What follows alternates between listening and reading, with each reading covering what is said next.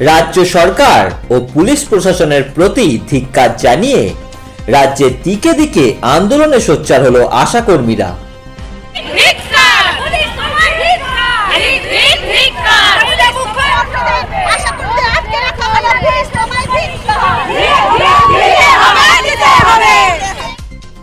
গতকাল 21শে জানুয়ারি বুধবার আশাকর্মীদের কলকাতা স্বাস্থ্য ভবনে ডাকা হয়েছিল, কিন্তু সেখানে যাওয়ার সময় পুলিশ তাদের রাস্তায় আটকে দেয়। ট্রেন থেকে টেনে হিচড়ে তাদের নামিয়ে দেওয়া হয়, তাদের ওপর লাঠিচার্জ করা হয় এবং ড্রেস দেখে দেখে তাদের কিছু আধিকারিককে কলকাতা নিউটাউন থানায় আটকে রাখে পুলিশ। বিভিন্ন হাসপাতালে বাচ্চা দেখাশোনা থেকে শুরু করে ছট পুজো, খেলা, মেলা সর্বত্র তাদের দাঁড়িয়ে দাঁড়িয়ে ডিউটি দিতে হয়, কিন্তু সেই হিসাবে তারা সঠিকভাবে ইনসেনটিভ পায় না। এমনকি এই দুর্মূল্যের বাজারে তাদের ভাতা মাত্র ৫,২৫০ টাকা। সেই কারণেই গতকাল তারা কলকাতা স্বাস্থ্য ভবনে অভিযানের উদ্দেশ্যে রওনা হয়েছিল, কিন্তু পথেই পুলিশ তাদের ওপর লাঠিচার্জ করে এবং কয়েকজন কর্মীকে আটকেও রাখে ও ট্রেন থেকে তাদের টেনে হিচড়ে নামিয়ে দেওয়া হয়। সেই কারণেই এদিন রাজ্যের বিভিন্ন থানা ও প্রশাসনিক দপ্তরের সামনে তারা বিক্ষোভ দেখায়। আজকে আমরা এসেছি ধিক্কার দাবি জানাতে। কালকে আমাদের 21 তারিখে স্বাস্থ্য ভবনে আমাদের ডাকা হয়েছিল, আধিকারিকরা যাওয়ার কথা ছিল, কিন্তু আমাদের রাস্তার মধ্যে আটকে দেওয়া হয়। আমাদের ইউনিফর্ম নিয়ে আমরা যে কাজ করি মা বাচ্চা নিয়ে, সেই ইউনিফর্মটাকে আমাদের অপমান করে এই ইউনিফর্ম দেখে দেখে পুলিশ দিয়ে হেনস্থ করা হলো। আমাদের ট্রেন থেকে টেনে হিচড়ে নামানো হলো। কিছু কিছু জায়গায় আমাদেরকে ড্রেস ছেড়ে অন্য বিনা ড্রেসে আমাদের কিছু মেয়েরা গিয়েছিল, কিন্তু যারা ড্রেস পরে গিয়েছিল তাদের নিউটাউন থানাতে আটকে রাখা হলো।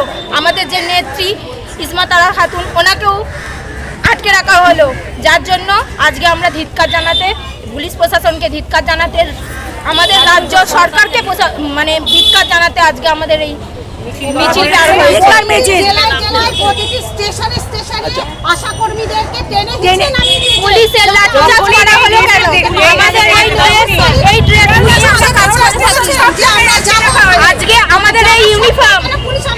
আজকে আমাদের এই ইউনিফর্মকে অপমান করা হলো, টেনে হিচড়ে নামানো হলো। ইউনিফর্ম দেখে খেলা মেলায় দাঁড়িয়ে থাকি, ঘন্টার পর ঘন্টা আমরা মাঠে দাঁড়িয়ে থাকি। একটা চেয়ার আসে না বসার জন্য, এক গ্লাস জল আসে না সেখানে খাওয়ার জন্য। কিন্তু হ্যাঁ, আশাকর্মীকে খেলায় মেলায় সব জায়গায় ডিউটি দিতে হবে। আজ ফুটবল খেলা হচ্ছে, এই এমএলএ খেলা হচ্ছে, এই ওখানের খেলা হচ্ছে, আশাকর্মী যাবে সেখানে দাঁড়িয়ে খেলা করাতে, সেখানে একটা গ্লাস জল নেই, দাঁড়িয়ে থাকবো। এতদিন পর্যন্ত দুয়ারে সরকার হয়েছে, সেখানে পর্যন্ত একটা জলের বোতল নেই, আমরা দাঁড়িয়ে দাঁড়িয়ে ডিউটি করে এসেছি। প্রেশার মাপা থেকে শুরু করে এসেছি। আমাদের পারিশ্রমিক 1 টাকা পর্যন্ত আমাদের দেওয়া হয়নি। আমাদের মেয়েরা কোভিডে আক্রান্ত হয়েছে, সেই আশাকর্মী কোনো মেয়ে কোভিডের টাকা পায়নি, অথচ উচ্চ পদস্থ যে সমস্ত আধিকারিকরা রয়েছেন তারা কোভিডের টাকা পেয়ে গেছেন। কেন ওই আশা মেয়েটা যে 24 ঘন্টা কোভিডের মধ্যে নিজের জীবনকে তুচ্ছ করে তারা যে ডিউটি করেছে, তাদের তো মা বাচ্চা আছে, তাদের তো সংসার আছে, তাদের স্বামী আছে, তাহলে সেই মেয়েটির কি অপরাধ?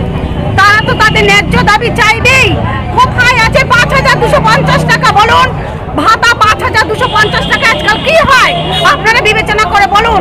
সেই দাবিটা নিয়েই আমরা গিয়েছিলাম যে আমাদের ভাতাটা বাড়াতে হবে, ন্যূনতম ১৫,০০০ টাকা বৃদ্ধি করতে হবে, ভাগে ভাগে ইনসেনটিভ দেওয়া চলবে না, ভাগে ভাগে 4 মাস ইনসেনটিভ আমাদের আটকে ছিল। আমরা যেই আন্দোলন করলাম ইনসেনটিভ আমাদের ঢুকে গেল, তার মানে টাকা ছিল, টাকা রাজ্য সরকারের হাতে আছে, টাকা আমাদেরকে দিচ্ছে না। আমরা আন্দোলন যেই চালু করলাম সাথে সাথে আমাদের অ্যাকাউন্টে কেন টাকা ঢুকে গেল? তাহলে এতদিন টাকা কেন দেয়নি? পিএলআই 1 থেকে 1.5 বছরের বাকি, এখনো পর্যন্ত আমরা পিএলআই পাই না।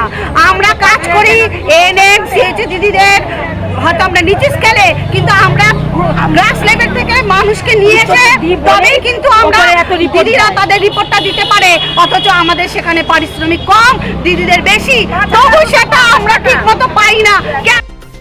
এদিন হুগলির শ্রীরামপুর কোর্ট চত্বর থেকে শুরু করে বিডিও অফিসের সামনে, এমনকি শ্রীরামপুর থানার সামনেও তারা বিক্ষোভ প্রদর্শন করে।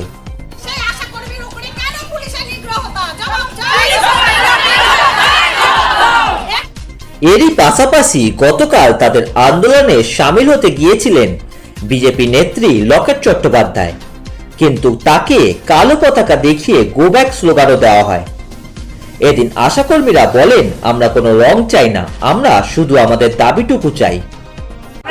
আমরা কোনো রাজনৈতিক দলের সঙ্গে যুক্ত নই। আমাদের একটা দাবি বেগুনি রং। আমরা মা বাচ্চা নিয়ে কাজ করি, আমরা রাতে ভিতরে দিনে সর্বক্ষণ আমরা অন ডিউটি থাকি। এ বিষয়ে বিজেপির কি মতামত দেখুন। দেখুন, এগুলো হচ্ছে প্রত্যেকটা বিক্ষিপ্ত ঘটনা। প্রথম থেকে আপনারা যদি দেখেন যে শিক্ষিত ছেলেরা তারা চাকরি পাচ্ছে না, যারা শিক্ষক তাদের চাকরি চুরি যাচ্ছে, তারা রাস্তায় দীর্ঘদিন শুয়ে আছে। কিছুদিন আগে আপনি দেখলেন মাদ্রাসার যারা শিক্ষক, যাদের কমিটমেন্ট ছিল গভর্নমেন্টের তাদের প্রতি, সেই কমিটমেন্ট ফেল করেছে বলে তারা পর্যন্ত রাস্তায় নেমেছে। আজকে আশাকর্মীরা রাস্তায় নেমেছে। টোটাল সরকার যখন ফেল করে যায়, একটা সরকারের গভর্নেন্স যখন কিছুই থাকে না, গুড গভর্নেন্স তো ছেড়েই দিলাম, কোনো গভর্নেন্সই থাকে না, তখন এই ধরনের অরাজকতা, এই ধরনের ব্যবস্থা তৈরি হয়।